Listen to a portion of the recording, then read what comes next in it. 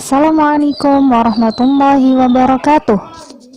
Hari ini kita belajar fikih tentang sholat fardu. Mari mengingat kembali tentang pelajaran yang telah lalu. Yang pertama, syarat wajib sholat. Syarat wajib sholat adalah muslim, yaitu orang yang beragama Islam. Yang kedua adalah baligh. Yang ketiga, berakal, tidak gila. Yang terakhir adalah suci dari hadas. Selanjutnya, syarat sah salat. Syarat sah salat adalah yang pertama, harus suci dari hadas, baik hadas kecil maupun hadas besar. Yang kedua, suci badannya, suci pakaiannya, dan suci tempatnya dari najis. Yang ketiga, harus menutup aurat. Kemudian, menghadap kiblat. Lalu, sudah masuk waktu sholat. Kemudian, mengetahui rukun-rukun sholat. Mana yang rukun, mana yang sunnah.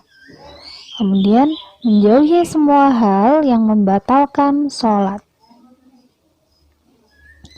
Selanjutnya, rukun sholat fardu.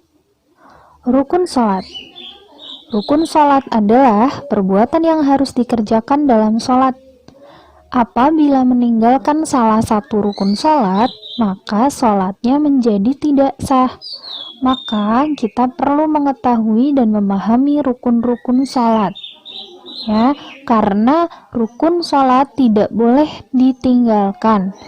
Ya, apabila ditinggalkan salah satu rukun sholatnya, maka sholatnya menjadi tidak sah. Berikut ini rukun sholat, antara lain sebagai berikut. Yang pertama, berdiri bila mampu. Yang kedua, niat dan takbiratul ihram. Niat ini dibaca ketika takbiratul ihram. Niat ada di dalam hati. Jadi ketika takbiratul ihram, Allahu Akbar, di dalam hati harus berniat untuk sholat. Dijelaskan sholatnya sholat apa. Contoh, sholat subuh, Allahu Akbar.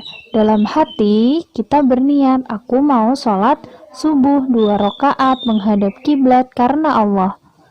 Ya, niat itu ketika takbiratul ihram. Tempatnya niat ada di dalam hati. Selanjutnya, setelah takbiratul ihram, rukun yang berikutnya adalah membaca Al-Fatihah. Membaca Al-Fatihah tidak boleh ditinggalkan. Kemudian, cara membaca Al-Fatihah itu harus terdengar. Minimal terdengar oleh telinga kita sendiri. Jadi, membaca Al-Fatihah tidak boleh tanpa suara, apalagi hanya dalam hati saja. Harus dilafalkan. Telinga kita harus mendengar, minimal seperti itu. Ya, jadi kalau baca surat Al-Fatihah dalam sholat tidak boleh tanpa suara, apalagi tidak membaca.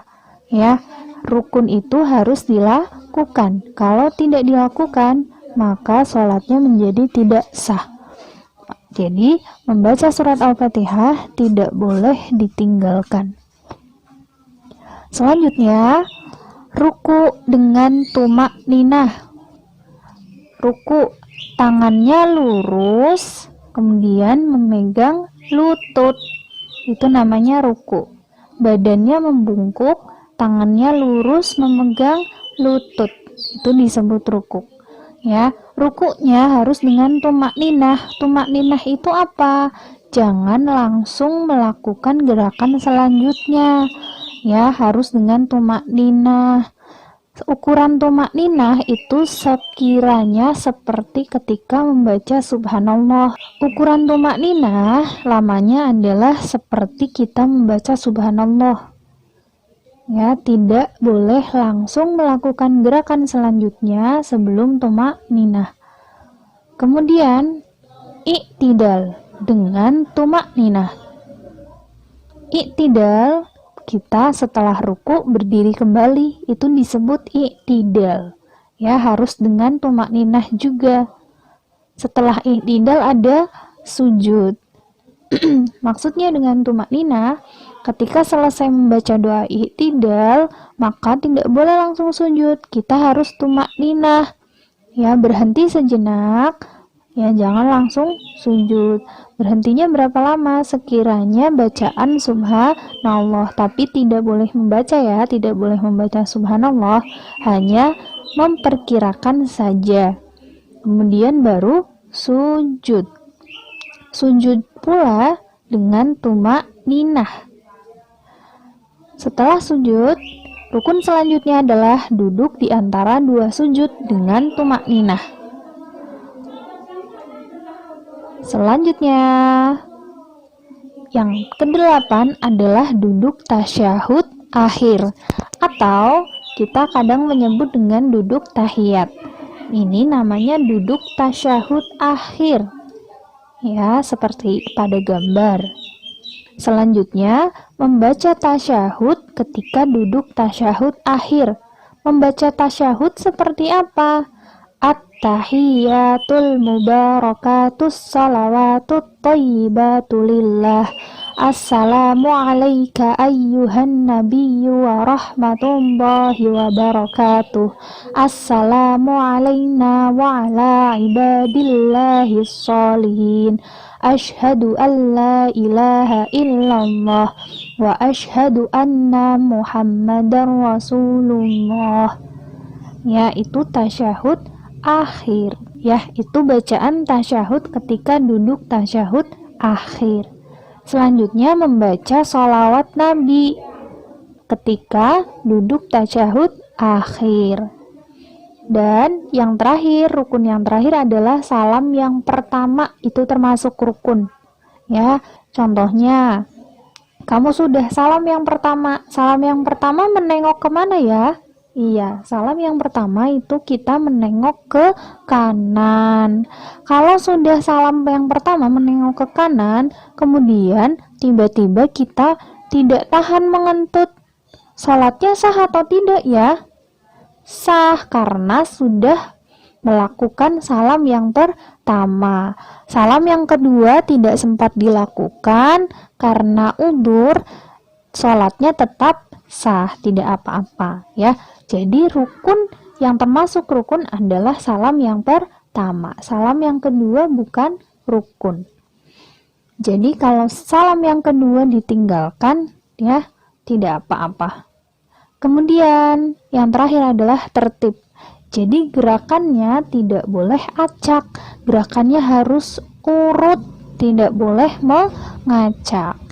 Ya, kembali lagi ya. Ya, inilah gerakannya tidak boleh mengacak, harus tertib. Yang pertama berdiri bila mampu, kemudian niat ketika takbiratul ihram, lalu membaca Al-Fatihah, ruku dengan tumakninah, i'tidal dengan tumakninah, sujud dengan tumakninah, duduk di antara dua sujud dengan tumakninah, kemudian yang ke-8 duduk tasyahud akhir, membaca tasyahud ketika duduk tasyahud akhir, 10 membaca salawat Nabi, salam yang pertama, dan kemudian tertib. Demikian rukun-rukun sholat. Diharapkan kamu bisa hafal ya. Jadi, tugasmu adalah menghafalkan rukun-rukun sholat. Terima kasih. Wassalamualaikum warahmatullahi wabarakatuh.